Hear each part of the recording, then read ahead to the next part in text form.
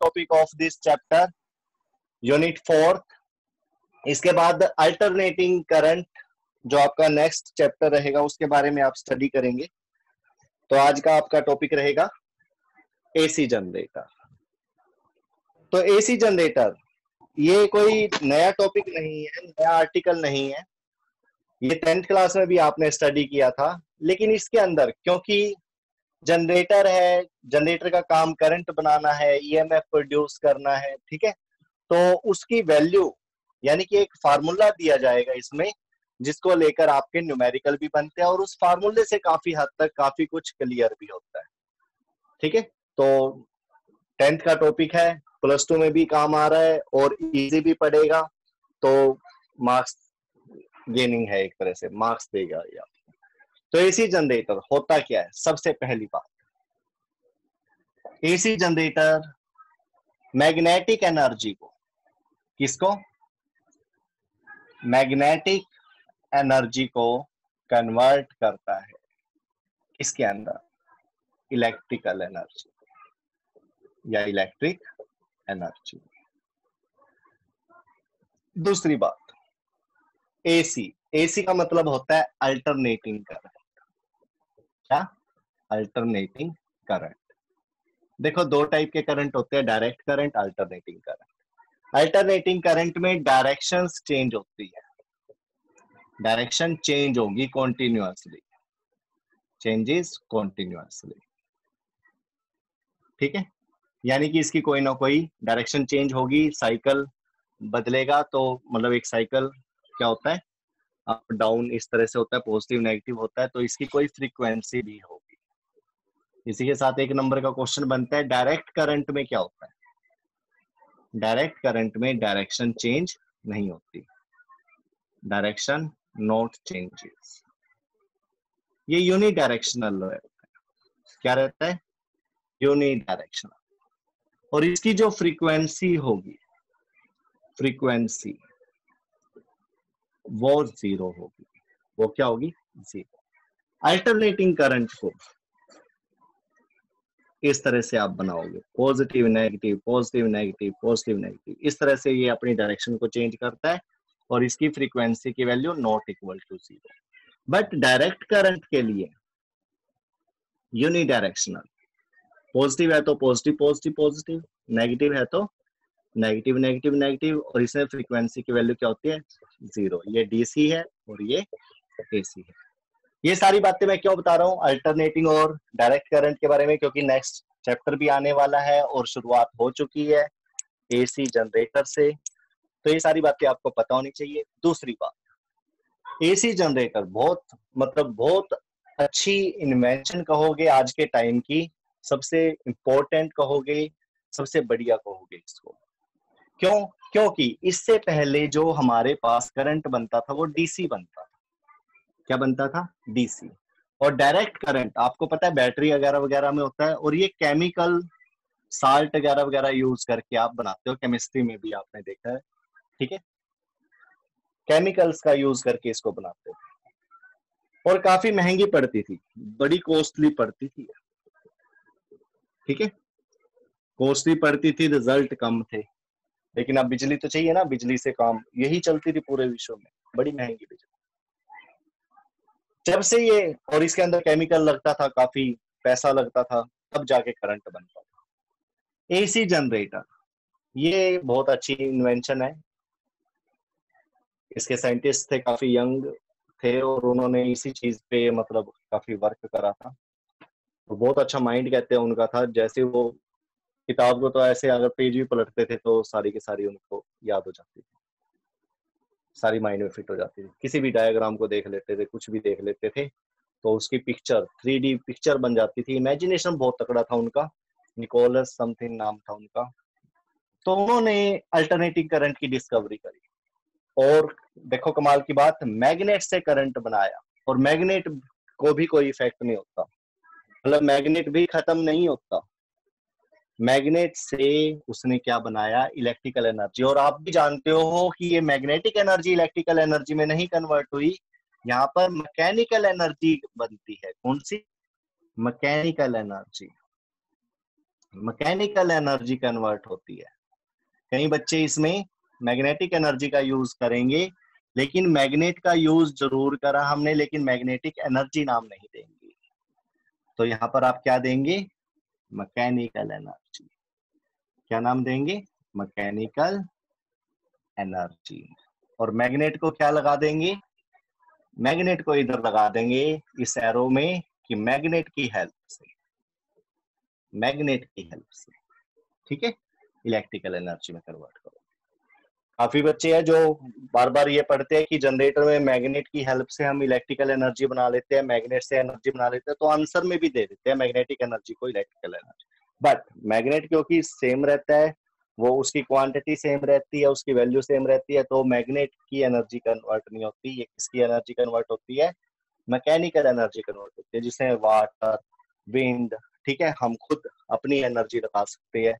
मतलब जो भी अपनी इसको रोटेट करवाने में जो एनर्जी लगती है, वो सारी की सारी एनर्जी किसी से भी करवाइए, हवा से करवाइए, पानी से करवाइए, अपने हाथों से घुमाइए, अगर आप कोयल को मैग्नेट के अंदर घुमाओगे तो उसमें इलेक्ट्रिकल एनर्जी कन्वर्ट मतलब मिल जाती है, बन जाती है। या आपने पढ़ा है कि इसको चेंज करिए और ईएमएफ को इंड्यूस करिए। तो यही काम आप जनरेटर में करने जा रहे हो। एक डिवाइस डिजाइन कर दिया है, एसी जनरेटर। आज का सिर्फ यही टॉपिक रहेगा हमारा।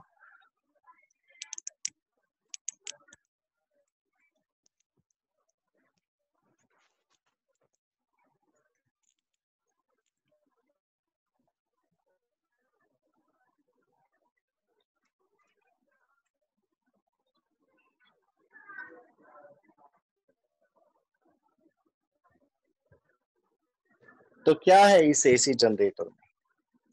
सबसे पहले एसी जनरेटर को डिजाइन करते हैं। क्या करते हैं? डिजाइन करते हैं।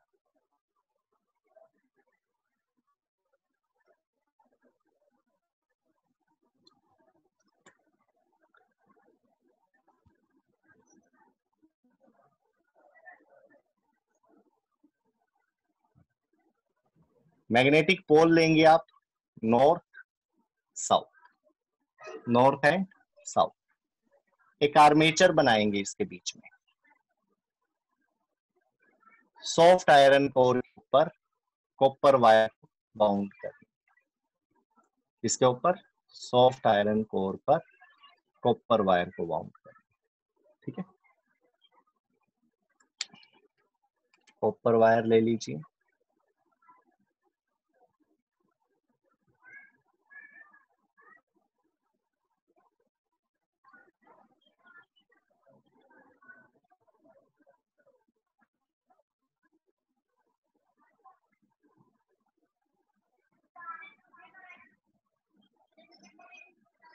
जितनी ज्यादा ये वायर लेंगे उतना ज्यादा मैग्नेटिक फील्ड होगा, उतना ज्यादा मैग्नेटिक फ्लक्स बनेगा, और जितना ज्यादा मैग्नेटिक फ्लक्स बनेगा उतना ही चेंज होगा, मैग्नेटिक फ्लक्स चेंज होगा, ठीक है, इस तरह से।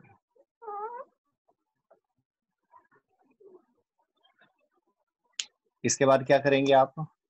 यहाँ से वायर, जो ये आर्मेचर है, नाम दे दीजिए इसका ABCD।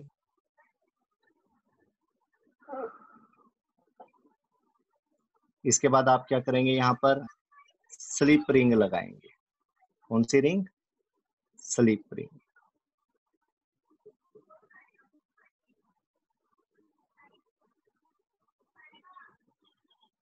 Slip ring.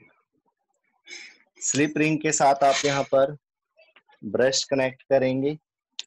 ये ब्रश बड़े हेल्पफुल होते हैं स्मूथ करने के लिए करंट को। 10th क्लास में बताया गया था इसके बारे में। क्या करता है ये ब्रश? करंट को स्मूथली इस स्लिप रिंग से ले लेगा, ठीक है। ये ब्रश B1 नाम दे दीजिए। इसके बाद जो ये सेकंड वायर है A से जो निकल रही है,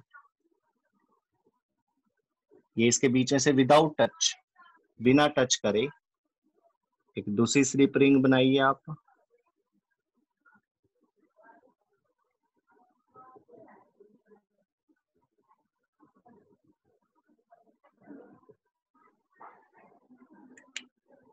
slip ring S2, this one is S1. इसको क्या करेंगे, इसको भी ब्रश से कनेक्ट करेंगे।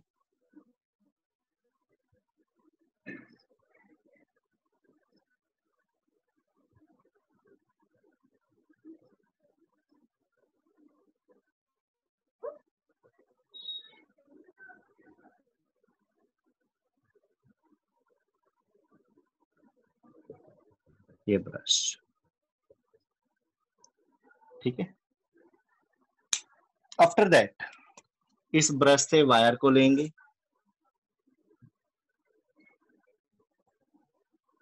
इधर से भी एक वायर निकालेंगे, एक रेजिस्टेंस बनाएंगे, इसको बोलेंगे लोड रेजिस्टेंस।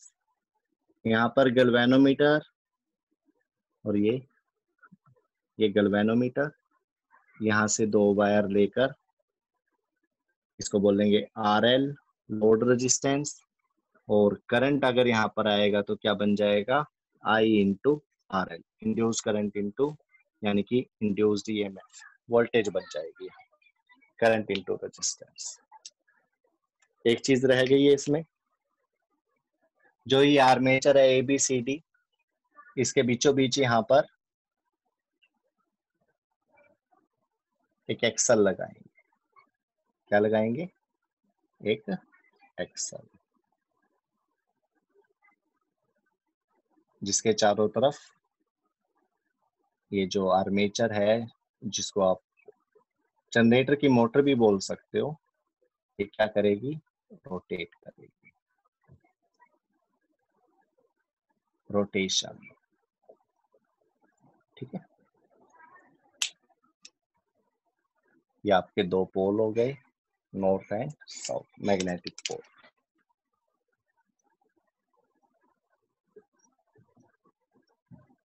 ये क्या है, एक्सल, अराउंड विच जो ये आर्मेचर है ये रोटेट करेगा। ये हो गया ब्रश, ये हो गया स्लिप रिंग। स्प्लिट नहीं, स्प्लिट बोल दिया तो ये DC जनरेटर बना देगा, ठीक है। और DC तो हम बनाना ही चाहते हैं, DC तो वैसे ही बड़ी महंगी पड़ती है ना, ट्रांसमिशन में भी बड़ा वो महंगा पड़ता है उसका ट्रांसमिट करना। तो ये सारा का सारा डिजाइन हो चुका है, यस। चलो आप पढ़ते हैं इसके बारे में। सबसे पहली बात, AC जनरेटर क्या होता है, जिसे mechanical energy convert into mechanical energy converted into electric energy. ये बात आपको समझ में आ गई है, ठीक है। सेकंड, दूसरी बात,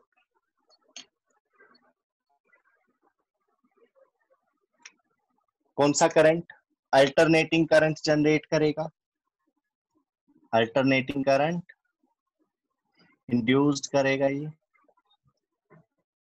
ठीक है, जिसकी डायरेक्शंस क्या होंगी, चेंज होंगी कॉन्टिन्यूअसली।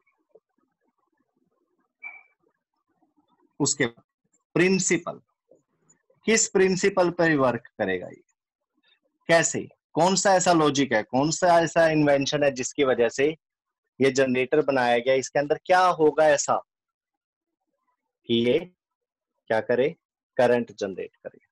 तो उसको बोलेंगे EMI। क्या बोलेंगे, EMI। कई बार प्रिंसिपल को एक्सप्लेनेशन दे देता है वो, भाई प्रिंसिपल को एक्सप्लेन करके बताइए। तो EMI को भी आपको एक्सप्लेन करना पड़ेगा जनरेटर में, आपको बताना पड़ेगा इन जनरेटर जो कॉइल है उसको रोटेट करवाया जाता है किसके बीच में, मैग्नेटिक फील्ड में। मैग्नेटिक फील्ड को दिखा देते हैं यहाँ पर, north to south, parallel uniform magnetic field आप बना सकते हो, यहाँ पर ऐसे शो कर सकते हो, दिस शो मैग्नेटिक फील्ड, ठीक है। तो when a coil rotate in a magnetic field,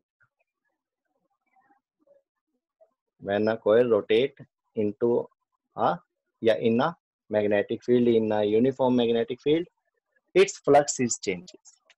तो लिख लीजिए आप इसको, व्हेन अ कॉयल और लूप, ये क्यों है, क्लोज होते हैं, क्लोज होगा तो करंट मूव करेगा। व्हेन अ कॉयल और loop rotate in a magnetic field, its flux, कौन सा flux, magnetic flux, its magnetic flux changes continuously. और अगर मैग्नेटिक फ्लक्स चेंज होगा तो क्या होगा, by Faraday law.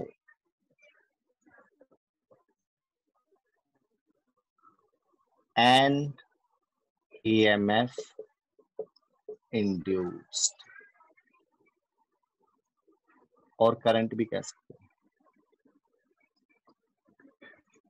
Induced in that coil, in that coil. तो ये इसकी थ्योरी रहेगी प्रिंसिपल की। तो इस तरह से आप इलेक्ट्रोमैग्नेटिक इंडक्शन कहकर या बताकर ये प्रोसेस कर सकते हैं। नेक्स्ट, फोर्थ, इसके बाद आप पढ़ेंगे कंस्ट्रक्शन। क्या पढ़ेंगे, कंस्ट्रक्शन। हाँ, कुछ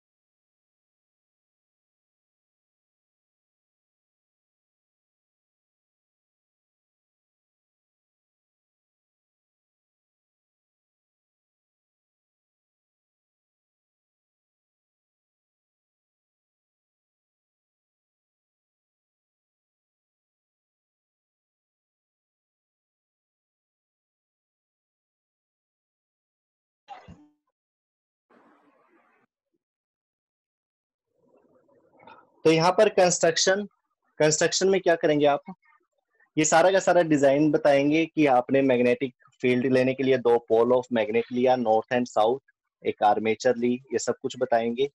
ठीक है, आर्मेचर के ऊपर कॉपर वायर बाउंड करी आपने।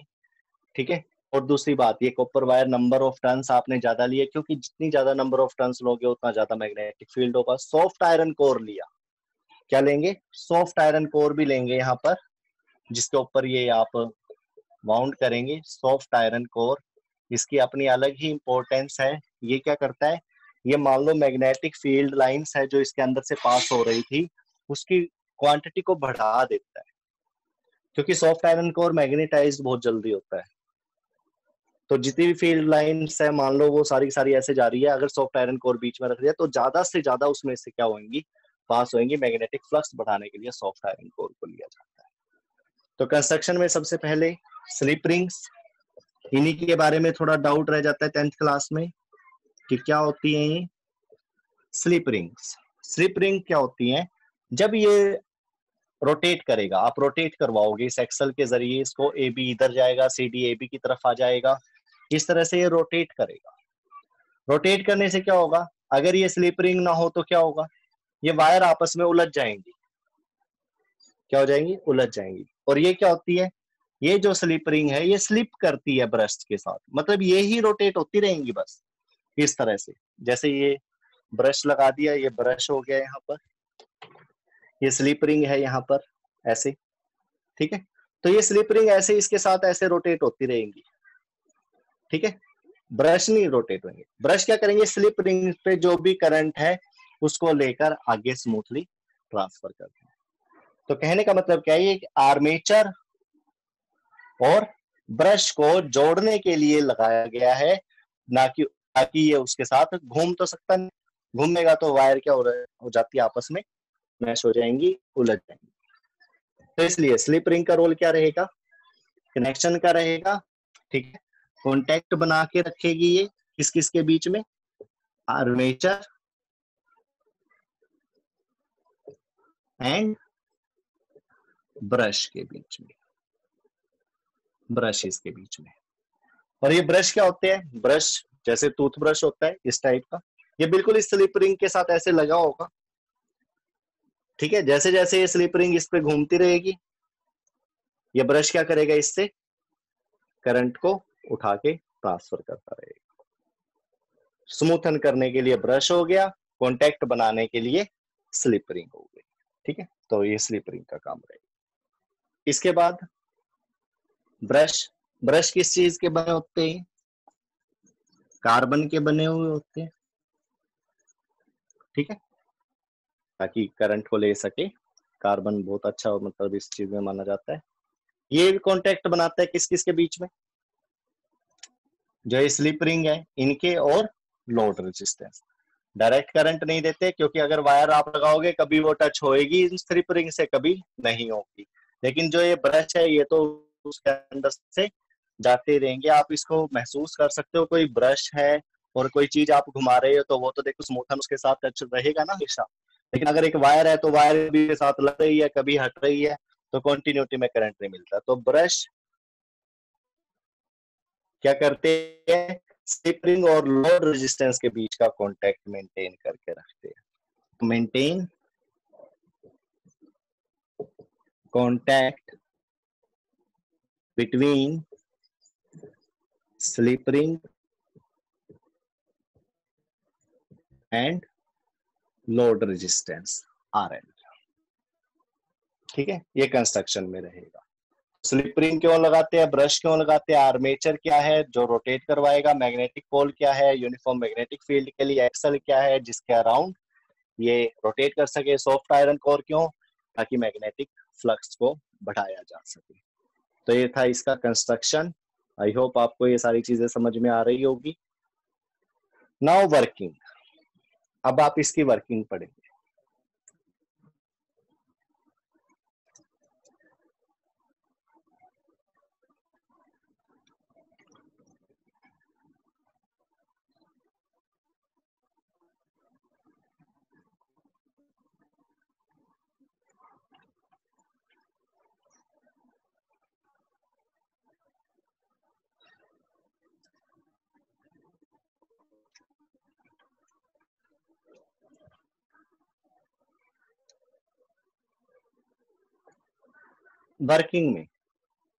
वर्किंग में सबसे पहले आपको इसकी पोजीशन सेट करनी पड़ेगी, एडजस्ट करनी पड़ेगी।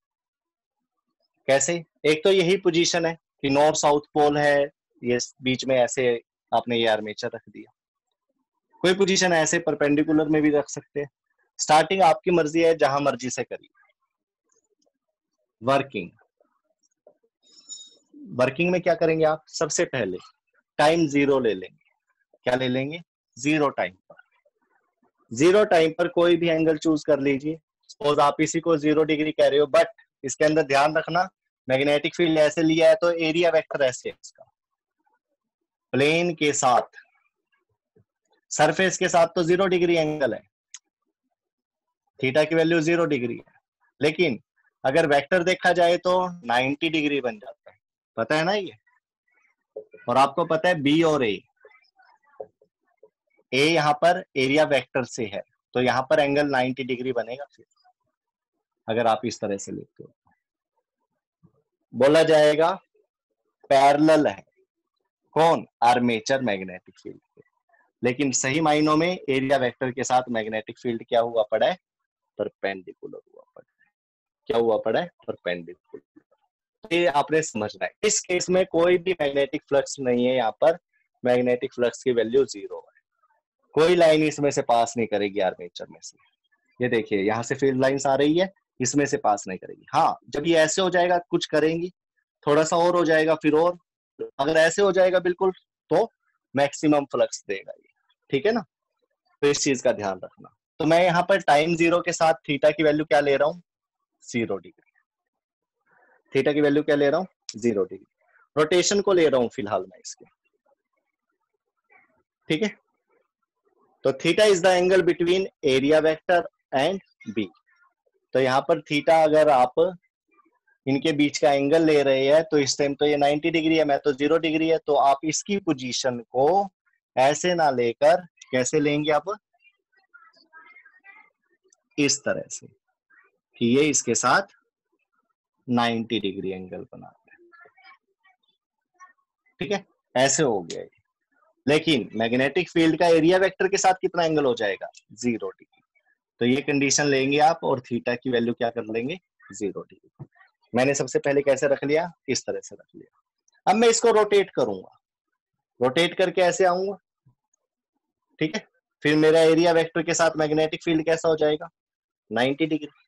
ठीक है, तो यहाँ पे आप क्या करेंगे? रोटेट करेंगे इसको, रोटेट इट।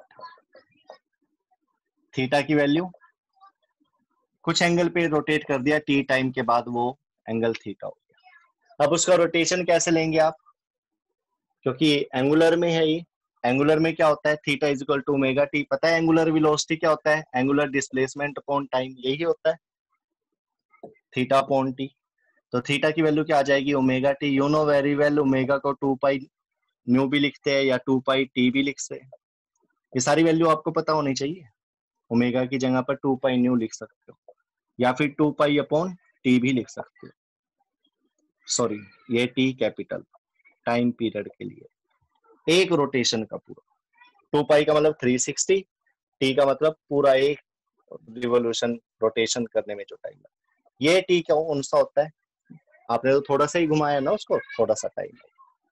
तो इस तरह से ये सारी चीज आपको +1 में बता दी गई थी रोटेशन चैप्टर।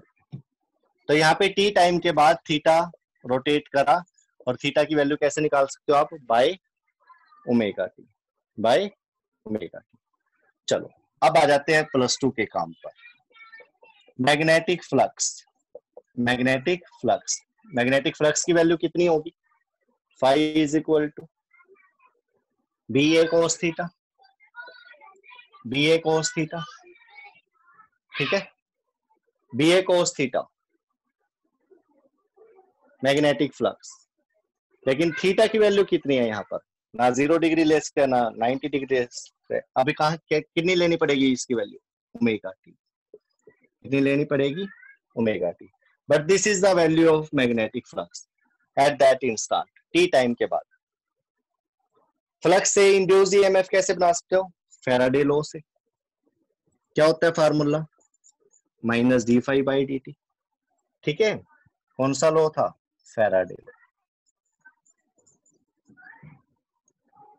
तो B A cos theta, B A cos omega T, इसका डिफरेंशिएशन करना पड़ेगा। नेगेटिव साइन बाहर, तो माइनस बी बाहर आ जाएगा, ए बाहर आ जाएगा, d/dt किसका?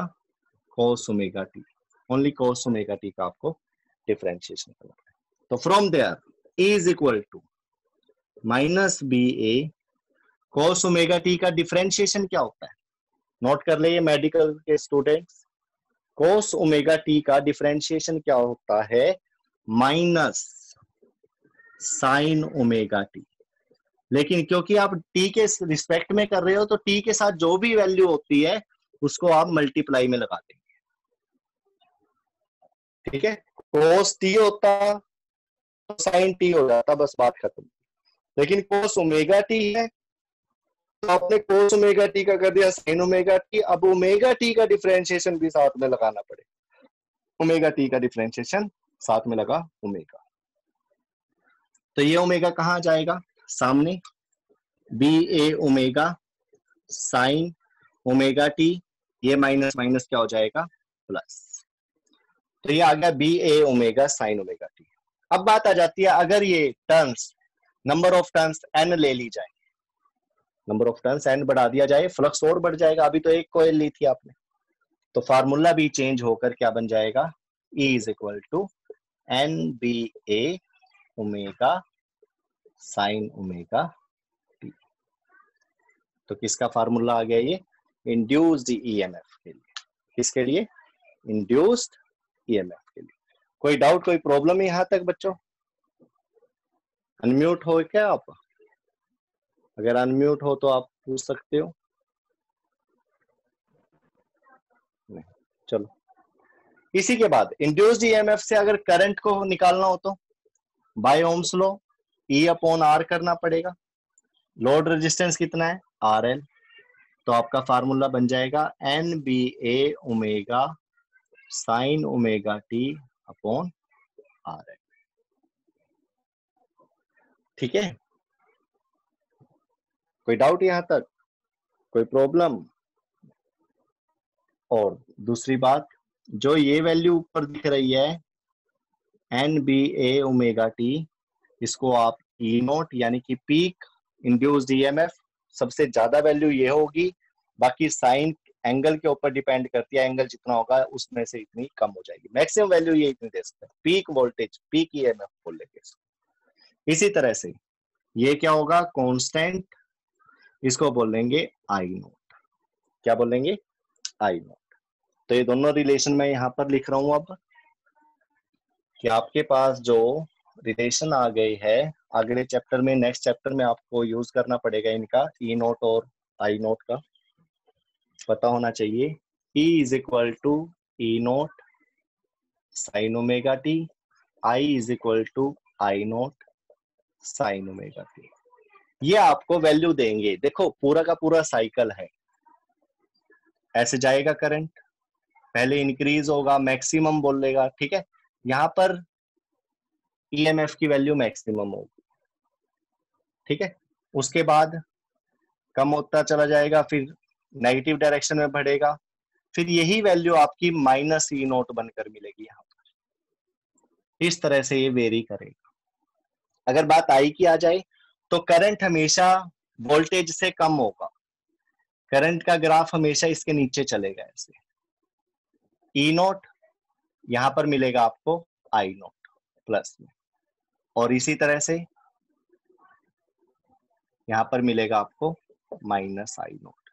इसको बोलते हैं पीक, पीक ईएमएफ या और वोल्टेज बोल सकते हो आप इसको, और इसको बोलोगे पीक करंट।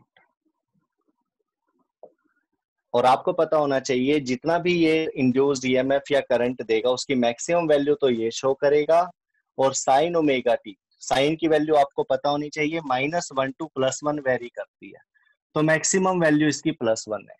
जब ये इसके साइन ओमेगा टी, जब इसका रोटेशन, ठीक है, थीटा की वैल्यू 90 डिग्री होगी, कितनी बेटा, 90 डिग्री, तब आपको मैक्सिमम ईएमएफ मिलेगा यहाँ इसके रोटेशन की वजह से, ठीक है, मैग्नेटिक फ्लक्स चेंज हो रहा है, ठीक है, उसकी वजह से। तो यहाँ से आपको आगे पता लगेगा नेक्स्ट चैप्टर में कि साइन के हिसाब से करंट और ईएमएफ वेरी करते हैं। तो इसका बड़ा रोल रहेगा, करंट की वैल्यू को 0, माइनस, प्लस और कितना करना है ये देगा ये सारी वैल्यू, ठीक है। तो ये था ईएमएफ के लिए फार्मूला, ये था करंट के लिए, इंड्यूस्ड करंट के लिए, नोट कर लीजिए इसको। इसके बाद ये जनरेटर का क्वेश्चन क्लियर करना है, नंबर में 3 नंबर में बड़ा आता है बोर्ड में, 10th में मोटर जैसा इंपॉर्टेंट है ना मोटर, वैसे ही +2 में जनरेटर, और आगे जो चैप्टर है उसमें ट्रांसफार्मर भी आएगा एक, वो भी काफी इंपॉर्टेंट बनेगा इसमें। इसके बाद इसका ग्राफ देखते हैं, क्या देखते हैं, ग्राफ, ग्राफ बनाएंगे। सबसे पहले एंगल ले लेते हैं, सपोज 90 डिग्री, जिसको आप π/2 भी बोलते हो, 180, 270 डिग्री, ये पाई हो गया, ये 3π/2 हो जाएगा, ये 360, 2π, और इस तरह से ये आगे चलता रहेगा, ठीक है, ओके। इसके बाद ईएमएफ की वैल्यू, इंड्यूस्ड ईएमएफ यहाँ पर ले सकते हो, करंट भी ले सकते हो, ईएमएफ भी ले सकते हो, एक जैसा चलेगा ग्राफ इनका, क्योंकि अभी अभी आपने इक्वेशन देखी, ई नोट साइन ओमेगा टी, आई नोट साइन ओमेगा टी, तो दोनों का ग्राफ एक तरह से चलेगा।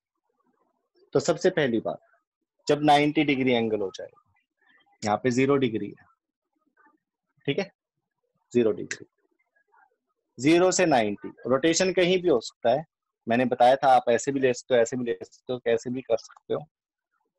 तो 0 पर इन्होंने चूज करा है कि 0 पर 0 ईएमएफ मिलेगा।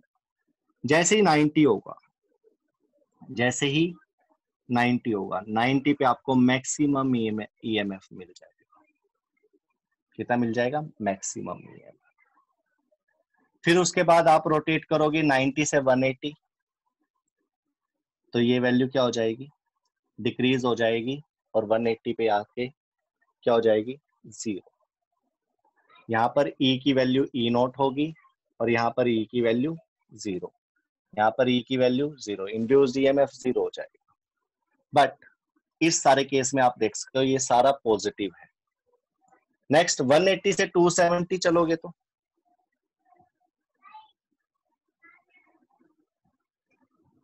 माइनस में बढ़ेगी वैल्यू, तो E की वैल्यू हो जाएगी -E0 maximum, but direction reverse हो जाएगी। फिर 270 से 360 चलोगे तो 0 हो जाएगा। इसी तरह से आगे इस तरह से आपका ये ग्राफ बनता चला जाएगा। फिर पॉजिटिव, यहाँ पर क्या था? नेगेटिव, यहाँ पर पॉजिटिव, यहाँ पर पॉजिटिव। तो ये इस तरह से अल्टरनेटिंग करंट का ग्राफ